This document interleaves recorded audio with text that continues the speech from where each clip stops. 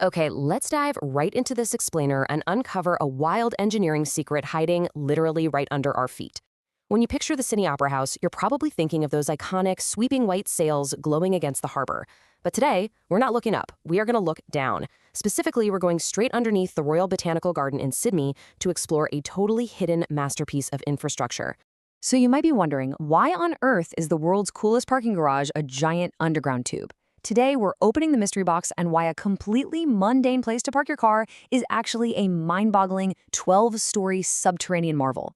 I mean, most of us don't give a second thought to where we park, right? You drive in, find a spot, pray you remember your level, and you leave. But this specific garage is a massive underground cylinder, a design that honestly shouldn't even exist, but it does. And the reasons why are absolutely fascinating. Think about a typical parking garage for a second. It's basically the gritty backdrop for every 70s spy thriller ever made. They're dark, they're dreary, and they are generally the most infuriating, boring environments in the built world. They're the absolute best place to rendezvous with a trenchcoat-wearing stranger to exchange highly valuable information for sure, but inspiring? Not exactly. Well, the Sydney Opera House garage completely defies that stereotype. Let's contrast your typical, infuriating concrete flop with Sydney's reality. We are talking about a 12-story subterranean cylinder tucked right beneath a global architectural marvel. It's a 10 out of 10 goated feat of engineering. But to build something so radically different from the norm, the architects needed a really powerful catalyst. Section 1. The 60-meter problem, or as I like to call it, finding the villain. To really understand why this massive tube exists, we have to introduce the villain of our story, which is a very, very strict safety constraint. 60. Specifically, a 60-meter rule. Fire safety regulations dictated that no person standing in the garage, getting out of their enormous metal death machine to go park, could ever be more than 60 meters away from a fire escape. Sounds reasonable, right? But for the architects trying to draft a floor plan, this single number was an absolute nightmare. You see, the original plan for this place was a classic, intuitive, rectangular design. Makes total sense. But here's the catch. Accommodating those mandatory fire exits every 60 meters meant carving out massive chunks of the floor plan just for stairwells. It was essentially a rectangular flopzilla. The whole point of a commercial garage is to maximize parking stalls because stalls equal revenue. Under the fire escape rule, this traditional layout was losing so many spaces, it became a complete spatial disaster.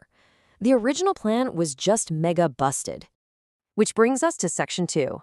The Double Helix Solution, and thinking in curvy bits.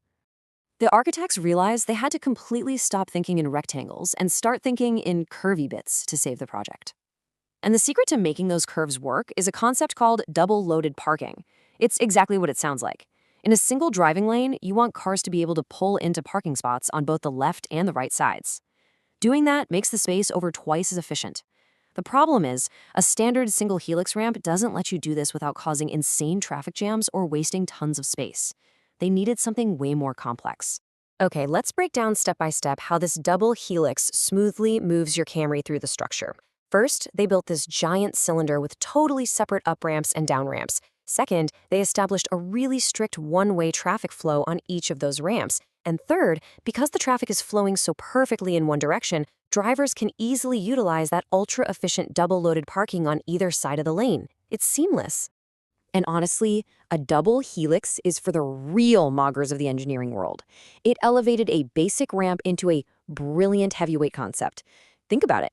It is the exact same structural shape that won Watson and Crick the Nobel Prize for discovering DNA.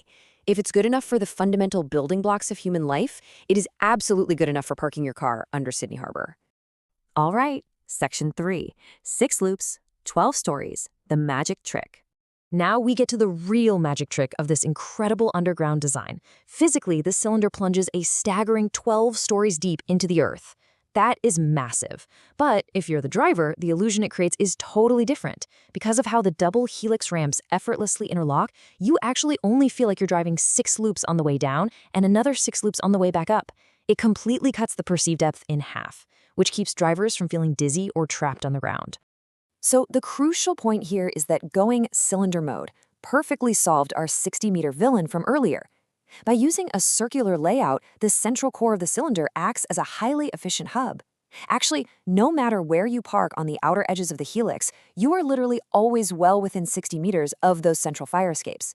They kept the building totally safe, and they kept the parking stalls intact and profitable. A complete win-win.